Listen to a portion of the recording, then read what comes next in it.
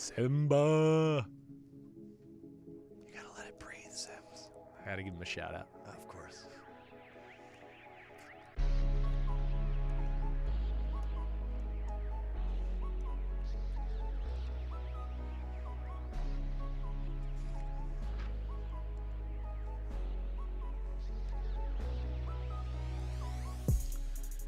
Hey, I feel really good right now because Sims and Lefkoe is back in the building and we got to watch a lot of football this weekend. I feel really bad right now because everyone continues to tell me how bad my fucking picks were. And I'm going to curse right in the beginning for Facebook Live. Sims, how you feeling? I'm good. My picks were horrible too. Sponsored by Ford.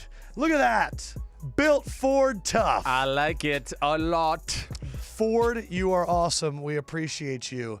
I'll never forget I was in Nebraska and I was at a city council meeting and they had a Chevy on the books to buy for their new quarter. And one of them raised their hand and said, "We're a Ford town." And I went, "Oh man, that's a thing." Yep. All right. Did we deliberately put Matt Stafford back there because of Ford in Detroit, or was that just happened to be? I think it's just because he was one of our big baller shot callers. Damn, I just watched that film. He was a baller supreme. Sims has gone through, watched a lot of film. Mondays are going to be our big recap Mondays where we're going to give you our players that not just set the bar, but they are the bar. We each get to pick one. We're going to go all over the biggest storylines from Sunday night, all Sunday. Wednesday, again, will be our deep dive. And coming up at the end of this episode, an interview with LeVar Ball. That's right. Yeah. The LeVar Ball. Sims 1,000% came in thinking, I'm not going to like this guy. And now I think you kind of like him. I kind of like him. I mean, he's like a crazy Jersey guy, so it's like it kind of fit together. I just felt like he keeps it real, so it was fun. Sims literally asked him, when you looked for your wife, did you think about breeding? Yes, and he asked for measurables of LeVar Ball's wife. And LeVar Ball went and did it. Also, I want to give a shout out to Dollar Shave Club. Dollar Shave Club. Head to dollarshaveclub.com/BR for $5. You get a lot of stuff. And I used the One Wipe Charlie's this weekend. Yeah.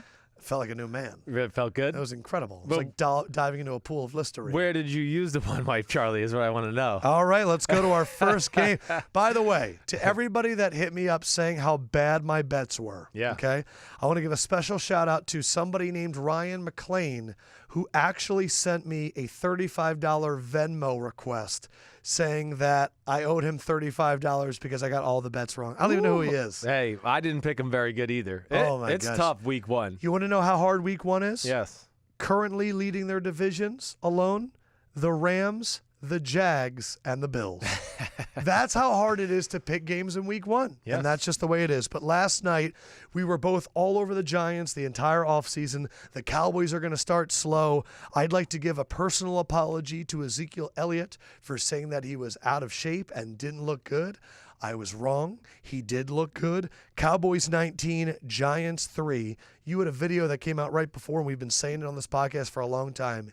Odell needs to get paid. No Odell, no offense. No offense. That offense stinks, and it's the same problem we saw last year. It's the same formation every play. It's 11 personnel almost the whole game. And was it 11 the whole time again? Most of the game, yes, it was. They are leading the league. And, when we say 11 personnel for everybody out there, 1 back, 1 tight end, 3 wide receivers.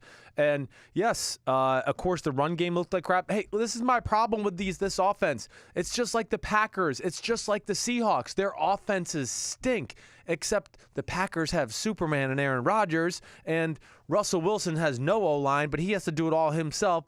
And Eli Manning's just not capable of doing that anymore. I think when you really break it down, Eli did not look good last night. He was shaky. They played the politics of football in the fourth quarter to make sure he got over 200 yards, which I can't stand. They were going to hurry up at the end. And then they called a timeout for no reason. That's what drives me crazy because that's like what we talked about with Blake Bortles. Yep.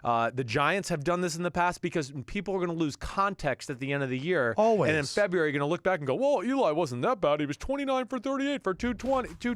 He was under 200 before that last drive. But they should be embarrassed with their offensive output, especially against, listen, I got respect for the Cowboys, but there's a lot of young guys there. There's certainly no game breakers on the defensive side of the ball for the Cowboys, and the Giants couldn't do crap. I mean, how long was it before they crossed over the 35? It was unbelievable. It was unbelievable. What was your evaluation of Dak? Dak, other than just a few of those missed throws early, man, when he settled in the game, if Ezekiel Elliott, somehow the NFL decided to try to suspend him this week again and go back into that It's kind of looking right now like he's going to play all season. Good. That's what I thought would happen. And good. I'm glad the NFL didn't file the extra lawsuit or come in to try to block the stoppage or whatever it was. It just sounds like, from what I've seen with Rappaport, it's going to go to March, and then they're going to deliberate to April. It just seems like it's going to be a lot like the Brady situation. Yeah, okay. So it's going to happen next year regardless. But I was going to say, even if Zeke wasn't there for 6 games, last night would have made me feel real comfortable. Dak Prescott has moved on to the next phase. He has. I think so, man. The way he threw the ball, the decisions in the pocket.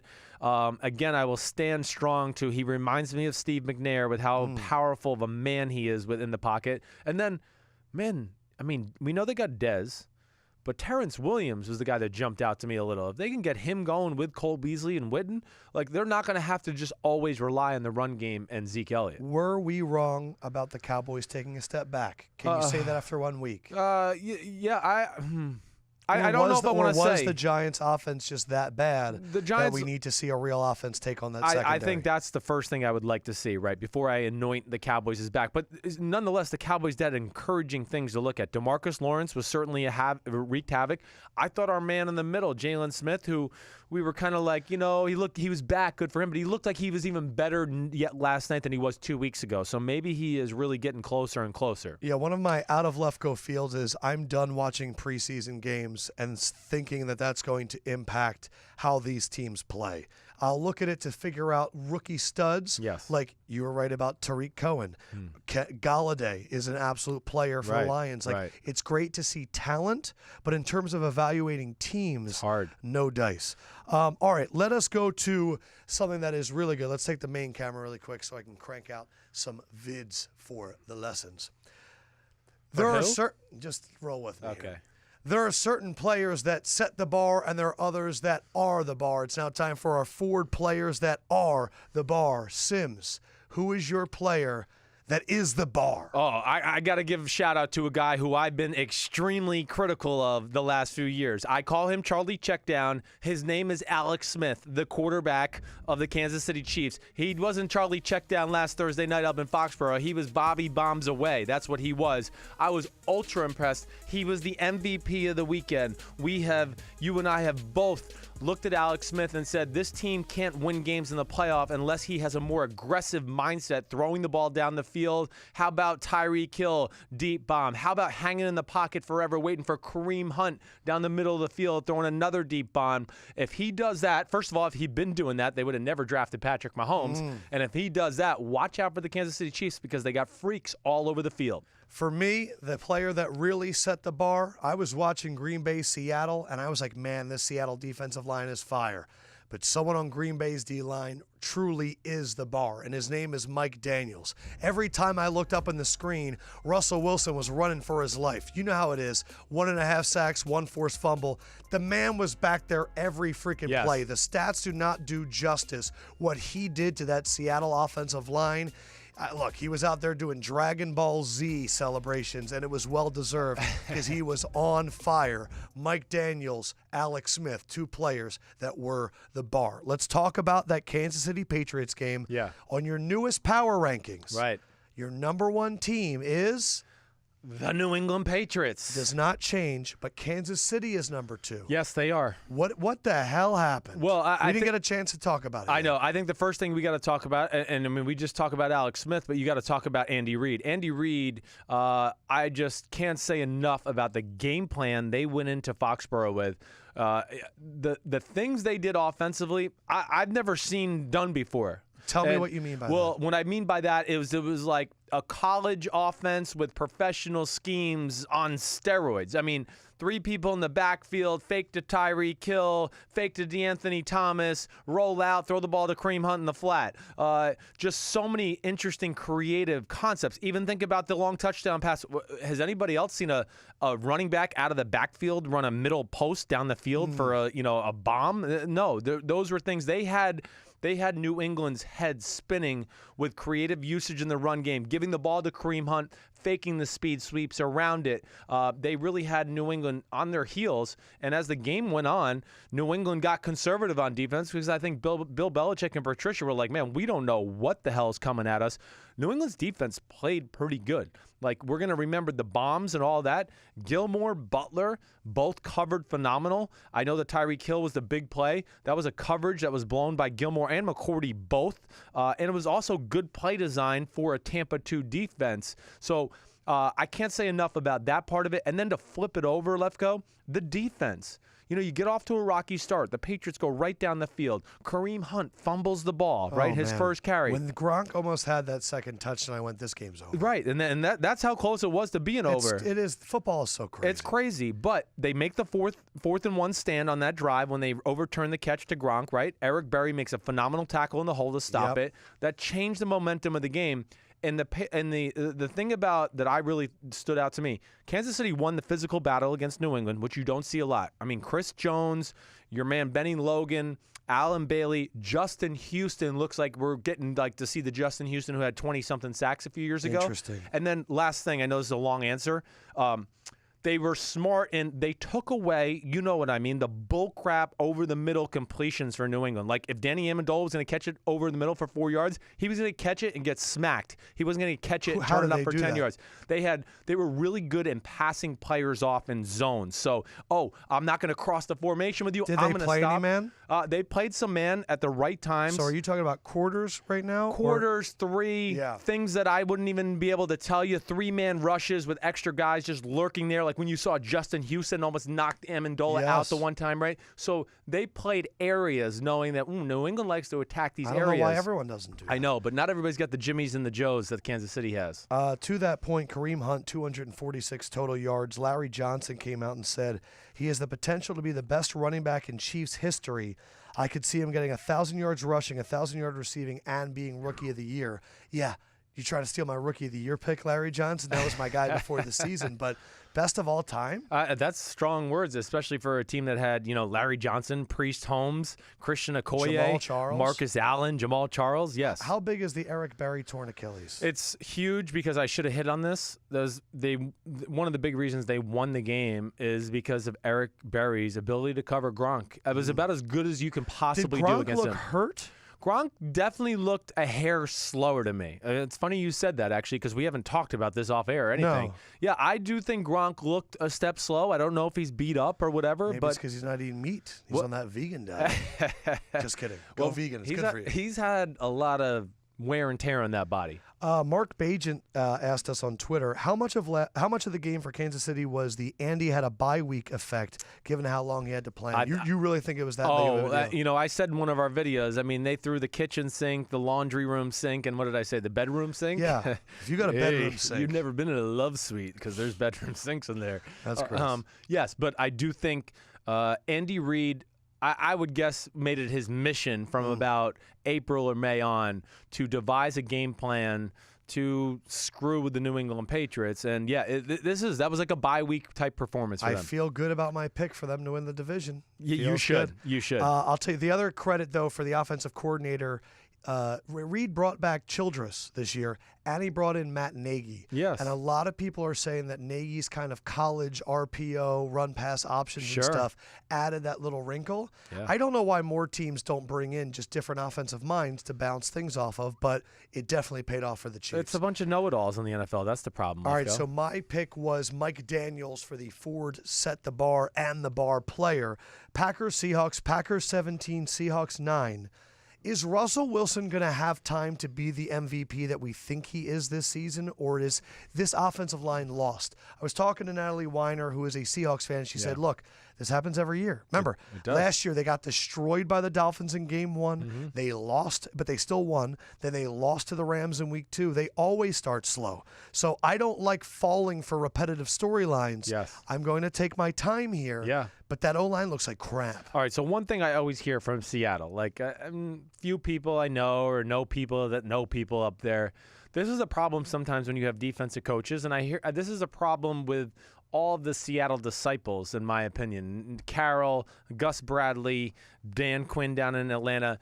everything about the practice in the week is about the defense, right? Their defensive minds, and it's always about let's keep the defense fresh. Didn't you used to say this about Rex Ryan? Like he would blitz and like do things to make his defensive guys feel better. Right, and then the offense couldn't execute ever because they were like, man, we never seen these type of things. Reese Odiombo, Luke Jokel, Justin Britt, Mark Lewinsky, Tremaine Ifedi. Can this group turn it around? I do think they can turn it around. Like I said, I think it's a more talented group than they've had the last few years up there. I do think they'll get it. At the same time, you know, it's Dom Capers' first week of the year. It's not the easiest defense to start because Dom does do a lot. Green Bay, I mean, if you go back and look at the game or if you watched it, you realize, like, think about all the different fronts you saw, just all the different people you saw lined up over the center, the guard, the tackle, linebackers, safeties up there. So they do things that's never easy, especially on the road. Green Bay was possessed and won that battle, certainly. But I do think the whole practice thing is a little bit of an issue there. I do, because it's always about let's keep the defense fresh, keep the defense fresh. Offense doesn't work like that. Offense, you have to practice timing, rhythm, getting into the right checks. All those things are really important to the success of that. So I'm not giving up hope on the Seattle Seahawks, certainly not. One thing they need to do, though, if you're going to have all that money on the defensive side of the ball, and you're going to score touchdowns with your defense, you know, they got to control their emotions. I mean, stuff like that. If they got up 7-0 early like they did, right? Okay, that's the kind of game they want to play. I wanted to ask you, was the Jeremy Lane supposed punch, what was your take on that? Was it bullshit because the announcers didn't think it actually happened? He didn't deserve to be thrown out of the game. The rest of it, yeah, he's stupid for doing that. Yes, I'm sorry. You see your defensive tackle running into the end zone. He's scoring a touchdown. Just let the guy push you around, whatever. Don't get into the extracurricular activities. So, that, you know, again, they're Seattle. They're always about compete, compete, compete, compete. Okay, fine, compete. But, like, that game might cost you a home playoff game. And when you guys don't play home playoff games, you can't go to the Super Bowl. At least that's what recent history's taught us. What did you think of the referees in that game in general? Yeah, Seattle got the short end of the stick in that game, for sure. Did seem like it did. They did. There was a lot of bull crap. I thought late hit, pass interference a few times that I did not agree with. Man, I can't recall all of them, but I remember going away from the game going, man, Seattle had a few tough calls go against them. I was also thinking in terms of like referees. I read something that Tyreek Hill could get fined for that peace sign that he did running away. Right. Come on, man. I know. Come on. If you're going to allow celebrations, that was awesome. Right. Peace? Yeah. I was saying that I think Tyreek Hill after the game should have said that was to promote world peace and then see how the NFL would have handled it from there. Holy crap balls, Batman, is he fast. Seahawks were the only team to ever shut out Rodgers in the first half of a non-Week 17 game. Right. How did the Packers turn that around in the second half? I will give you a better answer to that on Wednesday, but regardless, just from watching the game, because, I mean, I didn't take my eye off that game on TV.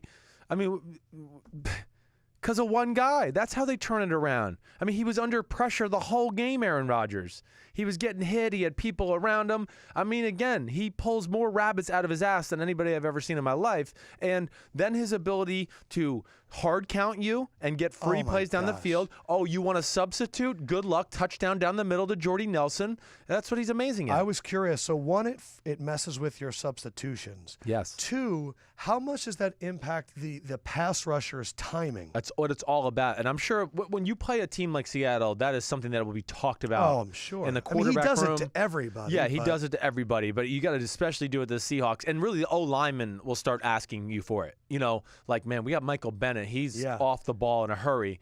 He's the master at it. I think he's the best in football with the hard count and those, you know, line up quick, they're substituting, let's take a shot. I've never seen the Seahawks defense so frustrated. Yeah. Bennett on the field, Sherman on the bench, everyone just looking at each other and going, the hell do we do? Yeah. And that's because Aaron Rodgers is the greatest quarterback I've ever seen. Or that too. By the way, 40 minutes they had the ball almost. I mean, that's insane. So that's too much for Seattle. It happened in a few games where one team just controlled the clock against the others and just destroyed them. The Constitution, the Sims and Lefkoe Constitution. We have some great entries. We will have that on the Thursday edition of the podcast when it comes out. And one of them rewrote our first 3 amendments in a much more Constitution way, and I'm very excited to read them for you. Let us get to. By the way, I also want to apologize now to the Oakland Raiders. Yeah. I've already apologized to Ezekiel Elliott. I would like to personally apologize to Marshawn Lynch for questioning him and what he had left in the tank, because what he did to Jarrell Casey, all-pro Jarrell Casey, was absolutely incredible. Yeah, he you like put that. him into the earth, and I was in shock. Now, you watched this film. I did. Raiders, Titans. Yeah.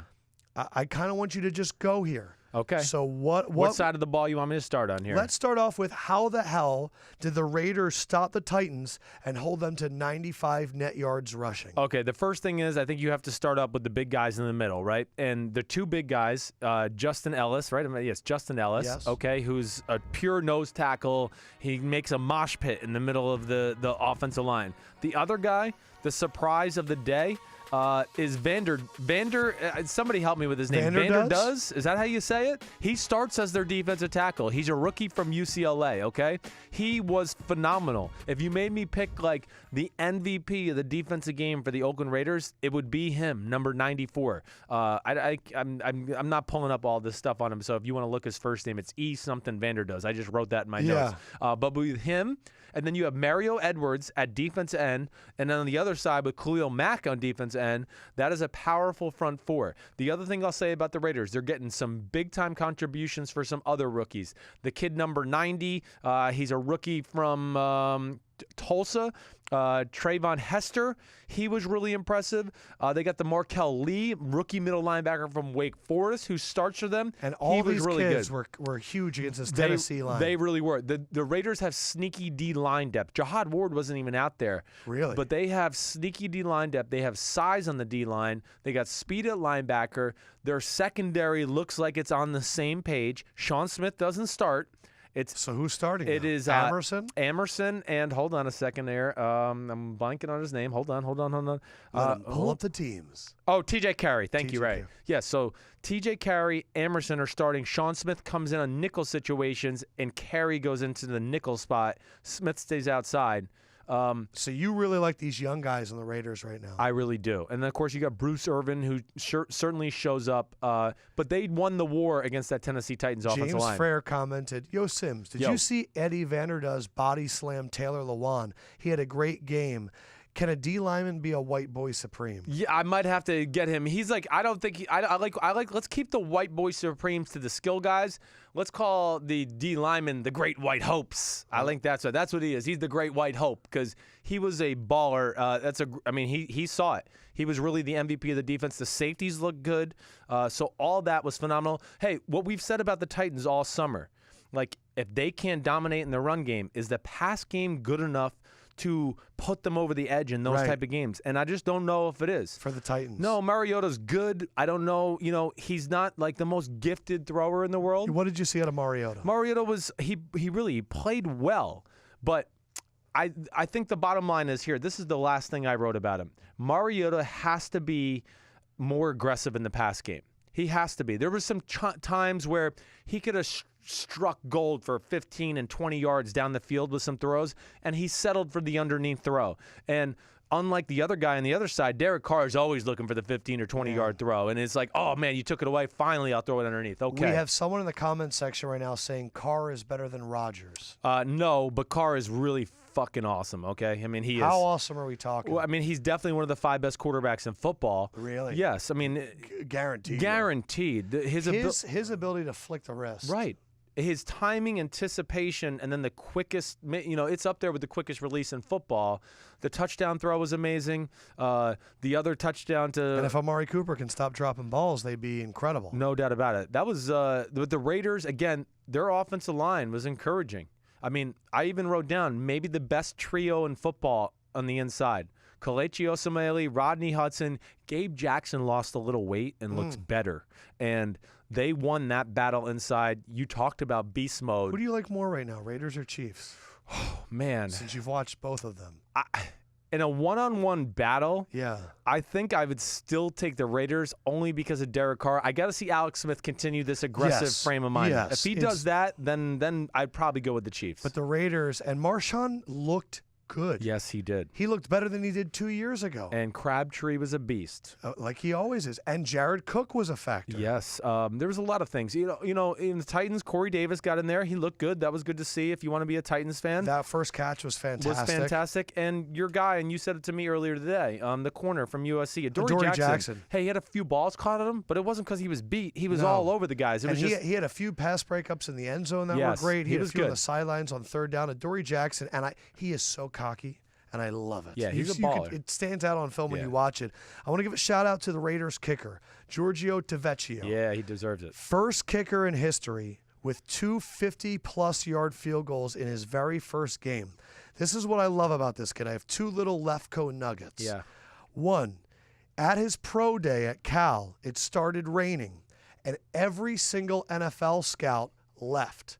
And he still kicked, and nobody was there to watch him. And he made like 30 field goals in a row, and he had kickoffs and all this stuff. He's 27 years old. Damn. He's not like a 21-year-old kid. Right. And he was asked after the game, what do you think about having to wait this long? And you know how I like to get philosophical. His response was, Aristotle said, anticipation can be the greatest form of pleasure. I love it. What I loved even more is that Sebastian Janikowski was on the sidelines cheering him on and going nuts. Now, I want to talk about something else from that game. Yeah. Another big-time performer. Tony Romo did a good job. He did. I listened. Did you listen? I did, a lot. I really did. I thought that a lot of people really enjoyed the fact that he was predicting plays. Yep. He was going, this is going to be a run left. This is going to be a run right. That was really good. I thought a few of it was funny. He was like, this is what we like to call a wide receiver screen. And I was like, yeah, I know, Tony. It's what everybody calls it. But he did a good job. He was opinionated about the timeout usage at the end of the half, and I thought he took the right side. He was really strong on a roughing the kicker call that was only called running into the kicker. I even like the fact that he called out Nance one time for trying to jinx the kicker. He goes, he's probably going to miss it now that you jinxed him. And Nance was like, whoa, calm down. I thought Romo did a good job. Yeah. You knew that we were going to probably be a little harsh on him, but I thought in the beginning it was a lot of, whoa, what a play. But he kind of settled it in, and I thought he was really good. I did too. I got nothing negative to say about him whatsoever. I mean, really. And I enjoyed his little tidbits of knowledge and things, even though I knew them, some of them. He explained them clearly for, the novice listener. And, hey, he's going to work at it. He knows the game like the back of his hand. Yes. So he's going to be able to translate that into words and teach some people. Really quick, I have written down 6 offensive linemen that I'm nominating for my Charlie's One Wipe Get It Out of Here of the week. And they are Giants, Bengals, Seahawks, Texans, Colts, 49ers. The offensive line that you would like to Charlie One Wipe out of here. Giants, Bengals, Seahawks, Texans, Colts, Niners. I got to go with the Texans. That bad. Yes. And again, that was a game. I'll give you a deeper dive on the Wednesday podcast, but just watching it on TV, the times I was flipping back to it here and there, I mean, it was a free-for-all to the quarterback. I mean, it was ridiculous. They missed those 2 tackles dearly. None of those teams you mentioned were impressive. No. But that was the worst one. By 10 sacks, 4 by Calais Campbell. I mean, come on, that's ridiculous. And you know what? When you need to take care of a mess, Charlie's One Wipe. That's right. DollarShaveClub.com/BR. Trust us. They're amazing. All right, so the other game that I had you go back and watch, Lions-Cardinals. Yeah. And this one took you a while. Yes. Because there was a lot of passes. Yes, there was. I think there is a phenomenon that I call the 1 o'clock Fox phenomenon, which is if a play happens in the 1 o'clock game of Fox really early on, a kick return, a touchdown, we see it a million times because they replay it. The Matt Stafford pick 6 was that play. Yes. And a lot of people tuned out and said, there's Stafford. I can't believe he doesn't deserve this money. Man throws 4 touchdowns after that. That interception wasn't even his fault. No. Golden Tate kind of did a spin move. It was on the a good job route. by the kid Bynes. The middle linebacker hit Golden Tate as he was going across. Bynes used to play on Detroit. He did a good job, yeah. And Stafford tried to kind of time it to where he was going to come out the other side. And how well did Stafford play? Oh, my. I mean, nobody. Matthew Stafford, Aaron Rodgers, Derek Carr. Really, they're probably the only guys I could say could have won that game. And I'm not trying to slight Tom Brady because their ability to move and throw on crazy angles Stafford was amazing in the game. I mean, amazing. So if you have Game Pass, go back and watch the condensed and watch Stafford just tear it. So that Arizona's defense was phenomenal in the game. It wasn't like people were wide open. They were getting pressure on him. That's a really creative scheme. That's the worst team you want to see week one is a team like that. The Pittsburgh defense, they got all those players. I mean, Patrick Peterson, yes, but Stafford was amazing. Let's just leave it at that. He made some unbelievable throws. He's the reason they won the game. What do you think of their system? Their system is good. I'm not going to say it's like, top 5 in the NFL, but it's top 10 or 12. And you think this Golladay kid's going to take it to the next level? I do. I think he is. And Golladay had 2 touchdowns, including like a 50-yard clincher at the end. It was an amazing diving catch. Right, and even his other one in the corner of the end zone. I mean, it was a great throw, but it was a great catch too. Yes, Golladay gives them another weapon in the pass game to where you play them too much man-to-man, which I thought Arizona did do a little too much. You played a little too much man-to-man. That's okay against average quarterbacks, but when you got guys like Stafford, they're going to make the throws you think, we're going to make them make throws. No, they're going to make it every freaking time. So you have to change things up. He was really good. I was encouraged by the Detroit offensive line, too. I know it looked like it was a mess at times, but like I said, those were some creative blitzes that Arizona did, and they opened up a few holes in the run game. They looked the part. So that was encouraging to me as well. I was surprised watching the game. So there was so many special teams errors, and if I could do a forward, I am the bar for special teams, it's Matt Prater. Kicked a 58-yard field goal and then had to do punting duties because the punter tore his ACL and MCL. Right. Prater, your boy. My boy from Denver. Yeah, he was kicking ass. But there were so many special teams issues with Detroit, and the Detroit defense kept fixing the problems. Yeah. And you think there's another great white hope in Detroit? I do. Zettel. I didn't write anybody's first name. I want to give a shout out to Greg Pearl, who does like operations here. He's been talking about Zettel for like the last month and a half, and we keep being like, yeah, we'll wait until the regular season. I mean, Greg, I picked Arizona to win the game, and I walked in the office today, and Greg just crapped all over me. Like, look, you lost. You're stupid. Oh, Detroit. That's the comment section right now. That's great. It's We're the both usual. getting it. Zettel, the second-year kid, number 69 from Penn State, phenomenal. I mean, I would say him and A'Shawn Robinson were the 2 best players on the defense. Zettel especially wreaked a lot of havoc, got a sack. So it's those 2, Haloti Ngata. Yes. How did Ezekiel Ansah was good. He was good. He wasn't great, but again, they're big up front. That's the thing I like. Terrell Austin has gotten a little bit Baltimore-ish up there, right? That's where he came from. The Jared Davis kid was everywhere. Jared Davis was everywhere. Caused 1 fumble on David Johnson, but man, he's another weapon. Like with those big guys, if you have an athletic guy like him that can just go now ball hawk like a C.J. Mosley or Ray Lewis in his heyday, yeah, he's gonna go around and just smash people. So that was encouraged. Detroit's D-line whooped the shit out of Arizona. We spent the entire offseason talking about how decimated they were. Losing Kerry Hyder, losing the guy that went to the Giants and he got cut. Oh, yeah, long guy, Delvin Taylor. Right. And then they come out here and you go, oh, yeah, A'Shawn underperformed last year. He'll probably be fine in year 2. How serious of a contender is Detroit? I think they're pretty serious. I think they're better in the secondary. Like I was really impressed with Quandre Diggs and Nevin Lawson, and then the 3 safeties. Quinn, Tavon Wilson, and then Killebrew, of course, gets the big pick 6. But no, there's something to do to Detroit. I liked what I saw. He's the most underrated coach in the NFL because we just think he's sleeping all the time. Oh, I know, because he's Caldwell. Right. Because he has a calm demeanor and he answers your questions at the press conference, so he can't be a good coach. Carson Palmer was concerning. All right, so you have a thing right now about old quarterbacks. This is your week 1 theory. It's my week 1 theory a little bit, and it's something to watch out for tonight. Am I allowed to say that right now? Well, we're going to preview Monday Night Football. Okay. Yeah. But that is, yes. For last night. So people listening to this on Tuesday or later, we're going to try and predict Monday Night Football, and you can laugh with us as we continue to get games wrong. Yes. I thought Palmer, he threw the ball like crap. He was watching the rush. All 3 interceptions were not bad. They were horrible. I mean, even the last one, okay, yeah. It bounced off Ellington's shoulder, whatever. It was a crap throw. It was behind him. He's a running back. That ain't Larry Fitzgerald. You got to throw to running backs on target. So I was really discouraged with the way Palmer looked. The arm looked lack of pop. The offensive line got pushed around. Humphreys got hurt. Then they had to put Wetzel in at left tackle. he got pushed back into Palmer's face all day long. They really couldn't open up any run game. And David Johnson getting hurt's a huge blow because he's by far the best player on their offense. Do you hear out what it sounds like he's going to be out for? How long? It's looking like 12 weeks. Oh, I mean, that almost makes me think Goodnight Arizona. It really does. He's that important. He is the offense at this point. I wrote down in my notes. Let me just make sure I wrote this. I think I wrote, where did I write it?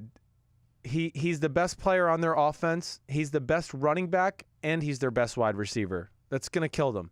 When they split him out at wide receiver, he runs routes every bit as good as like John Brown and Jerron Brown.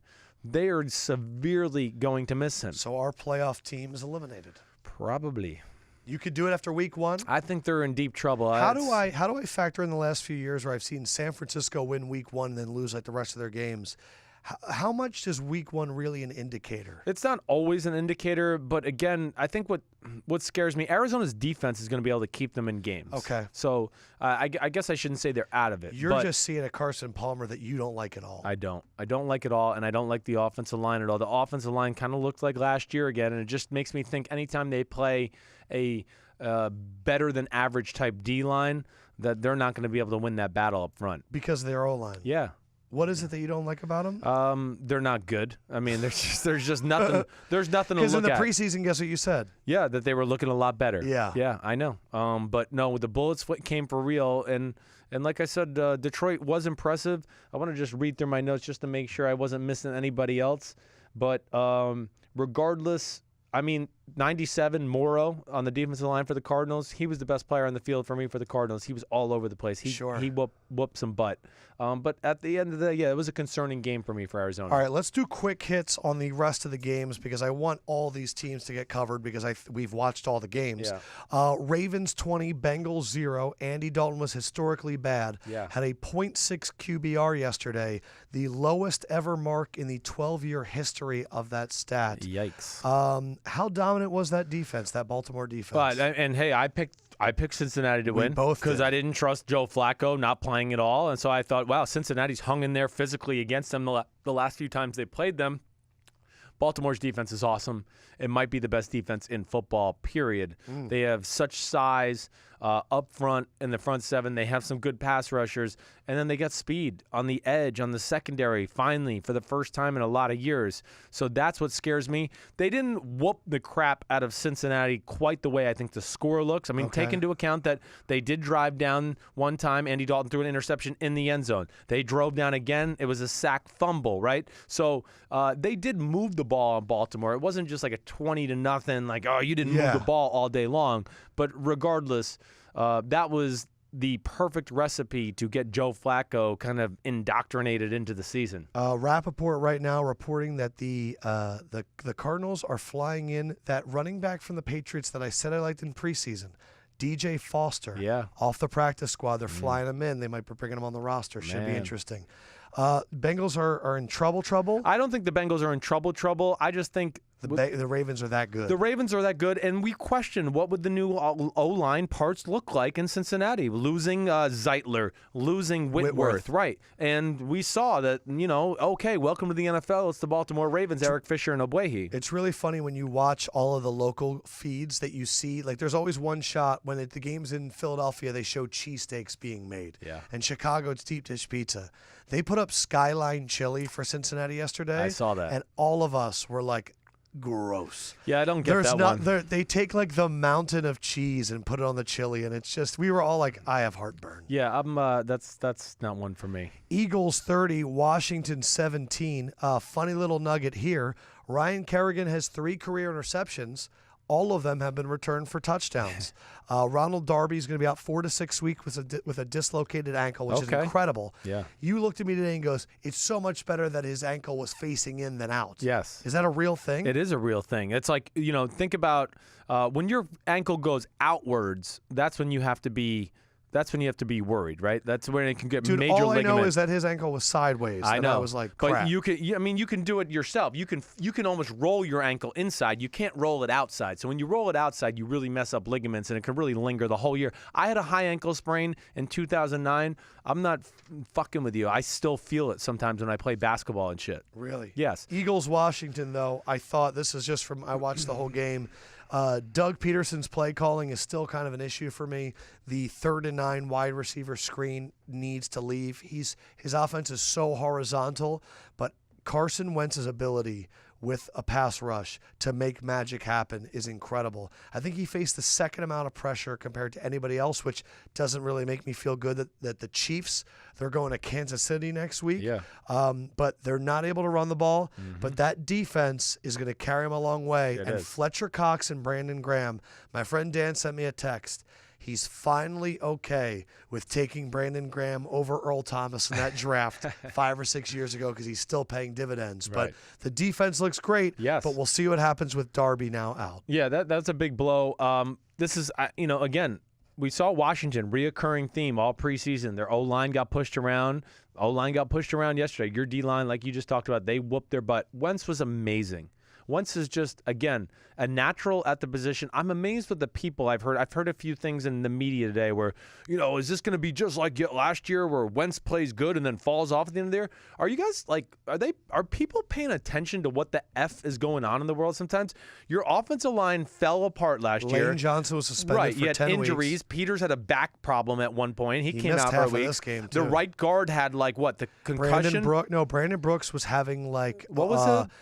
He was having anxiety. Oh, right. So you And didn't he have missed them. 2 games because of anxiety. And you had no freaking receivers either. So that gets put on Carson Wentz. That's why I want to say, what is everybody watching?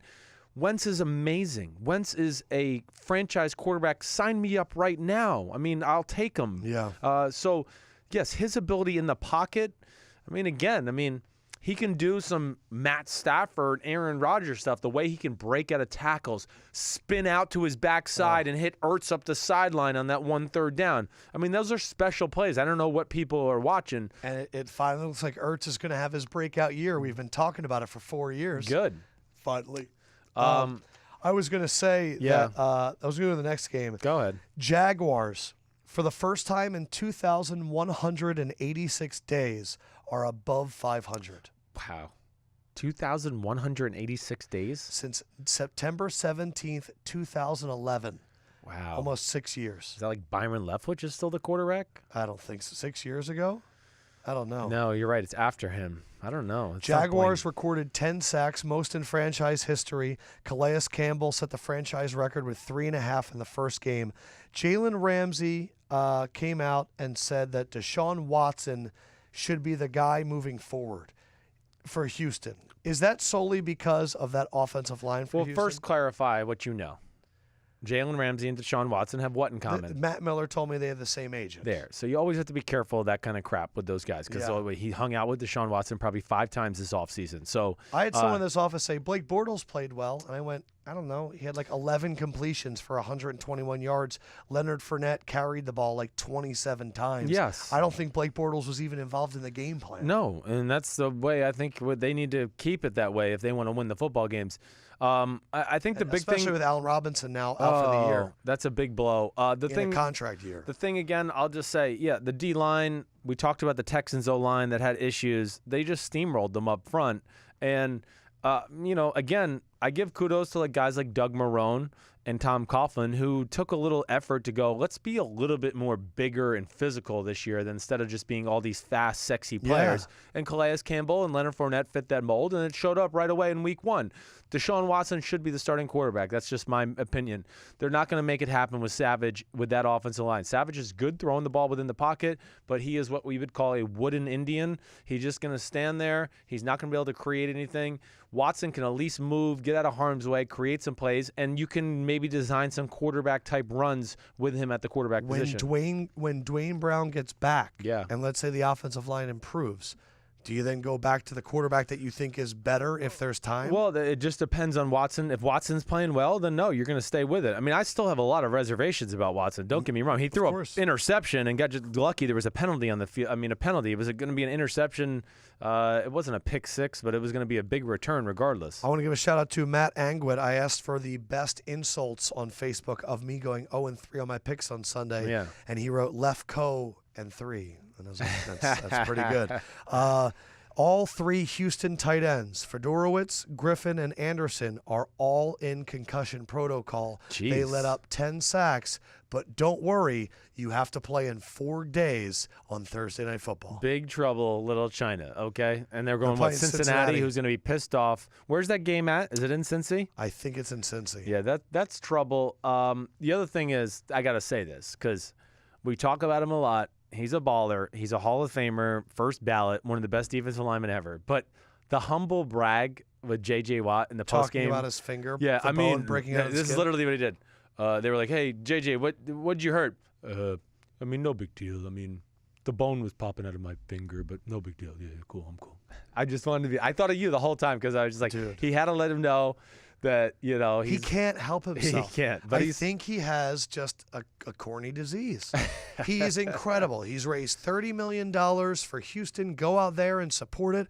I would also say support some of the other towns of the countries in the Caribbean that don't have a lot of funding, or the Red Cross. But I'm just saying, J.J. Watt is an amazing person. He just continues to say things that you go, man, you just can't get out of your own way sometimes. Just the bone popped out of that finger. That's it. No big deal.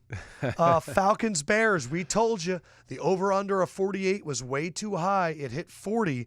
Falcons almost lose this game if that running back, what the heck is his name? You're talking about Jordan Howard. If Jordan Howard catches that ball on that last drive, it's over. Okay, so I don't look at it like that, first of all. This is like golden rule of quarterback, okay? Just like we talked about with Carson Palmer throwing the ball off Ellington's shoulder.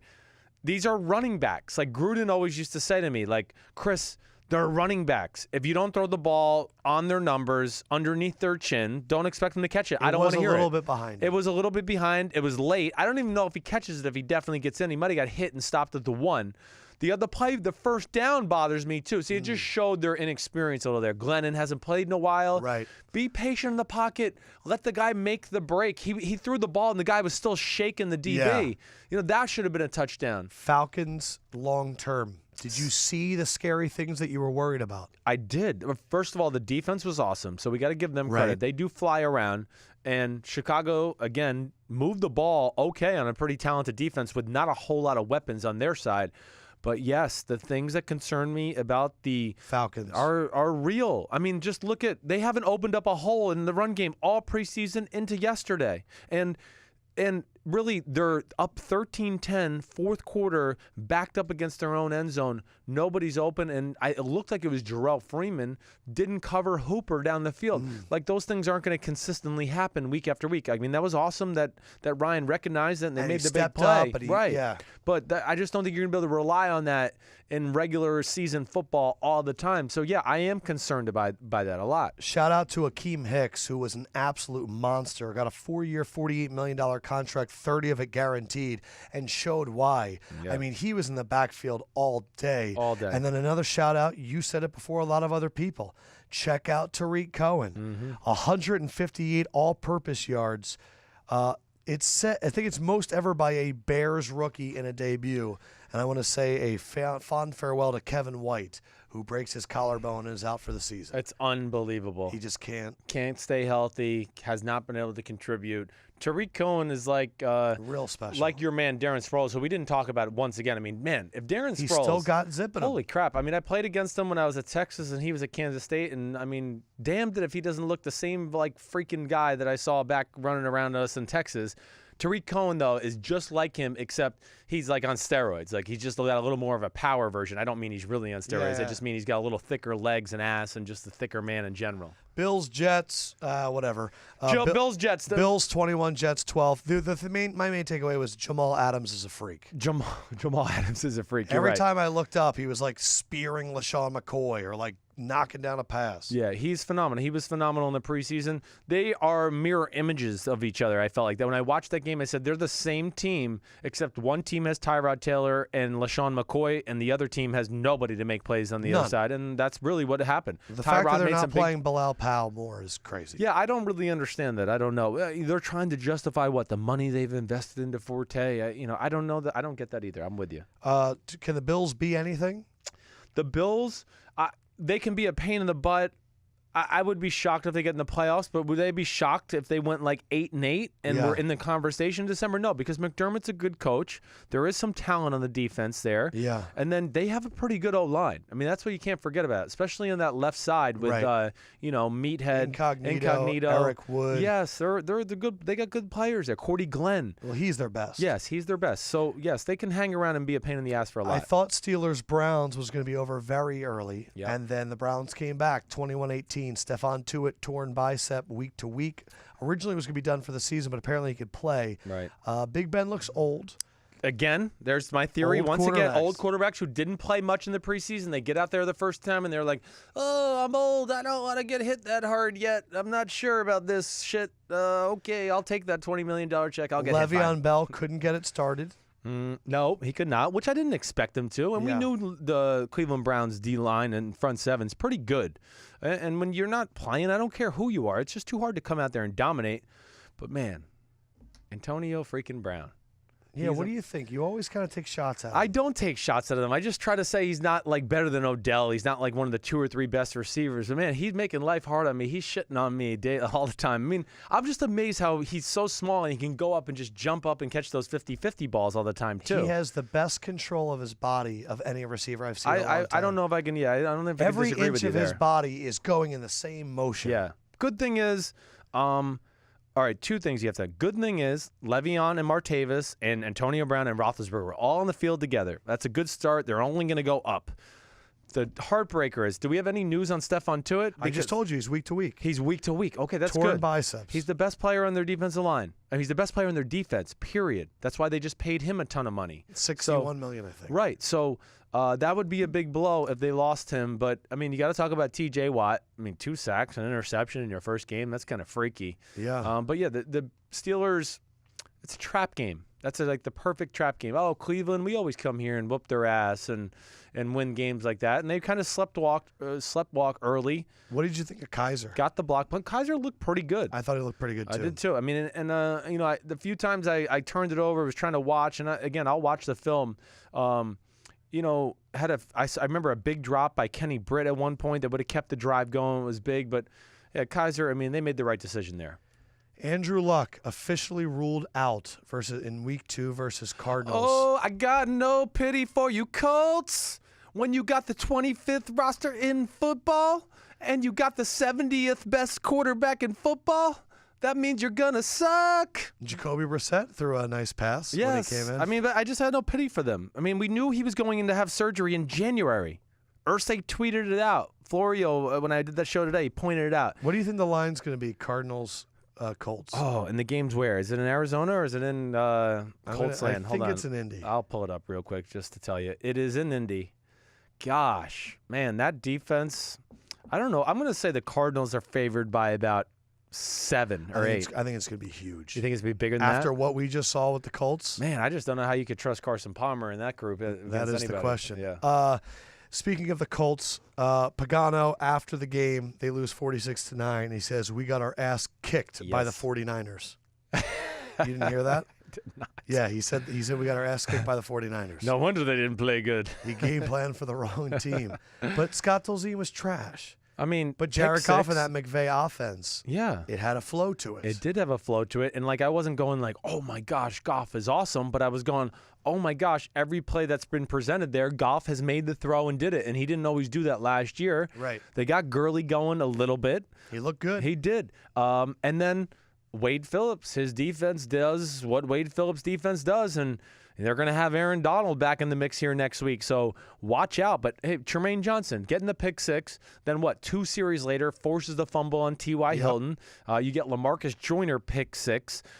Quinn looked good coming off the edge. Oh, he looked unbelievable. He did. So, I mean, LaMarcus Joyner, I know you just said it was great. Yes. So that's a team, to watch out for. They're way better coached. I don't mean to disrespect the last regime. I really like Jeff Fisher, but they needed the offensive mind, and, of course, Wade Phillips is an upgrade on the defensive side. We've said this before. We got to do this. It's our last game. Kyle Shanahan is our favorite coach in the NFL. He's my favorite coach in the NFL, but he didn't have the best start to his career. I'll say that. Let's see how honest you can be about your BFF. Okay. Yeah. I thought made 2 poor decisions in the first half of that football game. 2 fourth downs at the 50. And I'll say that to him. Only down 7-0. Right. When you've been shutting them down and you pretty much gave them 6 points. Yes. And your defense is, right, like you said, and you got Cam Newton playing. He's a little rusty, missing open receivers. Why give them the momentum? Why give them the hope of, oh, okay, we got positive things going? So, yeah, I did not agree with those calls. It cost them 6 points. It's the reason they went into the halftime 13-0. And, you know, I know you and I talked about this a little bit. Yeah, Hoyer scares me. I mean, it just scares me. I don't know if he's going to – my evaluation when I've talked about the 49ers on radio and things like that is, will Hoyer be able to consistently take advantage of some of the plays Shanahan can present on the silver platter? Like, that's where I call silver platter plays, where like Kyle, Sean Payton, Bruce Arians, they're going to have a silver platter and be like, here you go, quarterback. Here's a 50-yard completion. I drew it up in the lab, and it's a guarantee as long as you can hit the wide-open receiver down the field. And he just can't. And he usually doesn't. So that's the disappointing That's why I mean thing. Marquise Goodwin is just going to be out there by himself. Man, he was open a few times, right? Yeah, I thought his play calling on the 4th downs was rough. I thought going for a wide receiver screen on 4th and goal was just a bad play call. The running play with Kyle Juszczyk where he had him go across 2 lanes was just it was asking too much. Yeah. We were talking before about like ankles and all that. Reuben Foster, for him to only be getting a high ankle sprain from bending completely back on that ankle it's incredible. Yeah. His ankles must have super ligaments. He looks incredible. He does look incredible. He looks like a real future Pro Bowler, All-Pro. I feel confident. I mean, that's a big blow because I feel confident in saying he's the best player in their defense right now, and that's. Rashad Robinson's been good. He has been good. You know, Navarro Bowman. I know Navarro Bowman made some comments last week that he's disrespected and he's the best linebacker in football. No, negative, Ghost Rider. Sorry. Navarro's really good. He's not the best linebacker in football ever since he's got hurt. That's just not the way it is. I'm sorry. Our friend Mike Morrell just asked, is there an easier player to cheer for in the NFL than Thomas Davis? Oh, I know. Well, I mean, other than he fucking took my spleen, Mike Morrell, okay? Yeah, I could cheer for him. No, seriously. And Luke Kuechly alike. Luke Kuechly, when they have those two with Shaq Thompson at linebacker, who looks good, and then you have K'Wan Short in the middle with Star Lotulelei, I mean, that's a legit 5 people. You said K'Wan Short took Zane Beadles and just like changed his name on his birth certificate to Daddy K'Wan Short. Yeah, you gotta keep your eye on Zane Beadles, the guard for the 49ers. He certainly looked like to me, just watching on TV, that he struggled in a number of areas. Will you help me with something? Yes. I have a really good friend, Matthew Medoff, Matty Ye, who is currently in the comments section. What up, and Ye? he's saying Eagles suck. He's a Giants fan. Okay. What would you tell him? I would say, be careful what you say because your Giants looked a whole lot suckier last night. I mean, Fletcher Cox versus that offensive line. It's going to be scary. Brandon Cox, Brandon Graham versus John Jerry. They're not a great matchup. I mean, what do I want to say? Yeah, they're not a great matchup for you guys. Or am I saying that backwards? You're saying the Eagles are a tough matchup for the Giants. Thank you very much. Because the one area you guys are weak in, which is the secondary, I don't know if the Giants can really take advantage of it. Because they don't have enough time. No, or enough of an offense to do anything. I mean, okay, maybe Odell can catch slants and make freaking magic happen and go 70. That's what the offense is. Yeah. That's a different story. But schematically, they are not going to trick Jim Schwartz and your Philadelphia defense. He responded with rough start, but the history speaks for itself. And the history is we've beaten you 3 out of the last 4 games. Yep. The history is we got 4 Super Bowls and you got 0. See, and this is when he turns on me. Big blue, big blue, big blue. I'm sure you just made him very happy. I went to college at Syracuse, and it was all Giants fans and Patriots fans. Oh, jeez, torture. And it was awful. That's all I heard about was how many Is Super there 2 Bowls worse we fan don't groups have. there is? Last thing I want to end with is Cam Newton. Yeah. Trouble. Well, Cam Newton, again, I know he's Superman, but I didn't expect him to be perfect in the game. I wasn't expecting a lot. Either way, when he's in the game, they got a chance to win. I don't care what anybody says. Just stop running him on 3rd and shorts and stuff. That's the thing I don't like. But McCaffrey looked good. Thomas Davis looked good. Not Thomas Davis, Jonathan Stewart. And I'm not worried about Cam Newton. Like next week, he's going to be more consistent throwing the football. Saints Vikings. Who is your pick tonight? Saints. I picked the Saints. Yes, Let's see. I picked too many upsets this week, and I've really oh my God, taken you're it. telling me. I know. I've got my ass let's whooped. see if we can get this right. Yeah. Give me your Sims prediction how the game goes tonight. My prediction tonight for the game is that it's kind of a defensive stalemate, really, throughout the first half. Like we're going to see like maybe a 10-7 Saints or Vikings lead at halftime. And I really think in the second half, the Saints will pull away. Drew Brees, Sean Payton will come away and get a tough win, like a 20-17 type victory, maybe 21-17, somewhere in that range. Saints are 8-1-1 against the spread on the road in their last 10 games. Right. Not that matters according to my bets. The this one weekend. thing that the old man quarterback theory, there's just, sometimes week one has reoccurring themes. It does think they have no Willie Snead. Yes. That does bother me. Tedgin. We'll see what happens. Yeah, we'll I see. hope. And then Phillip Rivers takes his really cool tricked out car and goes to Denver. How does that game play out? I'm only picking Denver because they're at home. I think this is a really even matchup. I think Denver's defense is still going to be something to mess with. Again, I think it's going to be very similar to where you're going to have like a 13-10, 14-13 type halftime game. And I believe I picked the Denver Broncos to win 23-20. I think the offensive line for Denver will be good enough to simulate some run game. And I still think there's weapons on the outside for Trevor Siemian. And like I said, I just think that defense can wreak havoc for them. And I'm going Chargers. Good. So we'll see. I want Bosa in the backfield, and I want my man Melvin Gordon running wild. Yeah, it'll be interesting to see if they can block those two. Interesting to see how I'm going to watch the safety position. No TJ Ward. Yeah. Let's see how the substitutions do with a Chargers team that when Phillip Rivers starts going no huddle, Yeah, I know. and you don't have that right safety out there. Right. We're going to see what happens. Coming up right now, it is going to be an interview with LeVar Ball. Sims asked him about breeding. I asked how he would play for Belichick, and then he also had a little dig on Jay-Z. I'm not even exaggerating. He literally takes credit for Jay-Z's success because he's LeVar freaking Ball. Coming up Wednesday, we're going to do a deep dive into the Constitution. We're going to talk about NFL players and children. There's people popping out babies, and we're going to talk about that on Wednesday, too. That'll be for the Thursday episode. But in the meantime, I want to give a big thank you to Ford. Ford, you guys are awesome. They're going to be with us all season long. Ford tough. I'm Ford tough. He's Ford soft. I'm Ford tough. And Dollar Shave Club. Again, go to dollarshaveclub.com/BR and get a $5 kit. It's got shaving and my favorite thing, the One Wipe Charlie. You could shave. You need a shave. You think so? Yeah. You think you're like Johnny Sexy Sex Appeal down in Chelsea over there. You're not that cool. Okay? Johnny Sexy Sex Appeal. I love it. Guys, here is LeVar Ball, and we'll be joining you guys coming up on Thursday. See you then. Peace out, homies.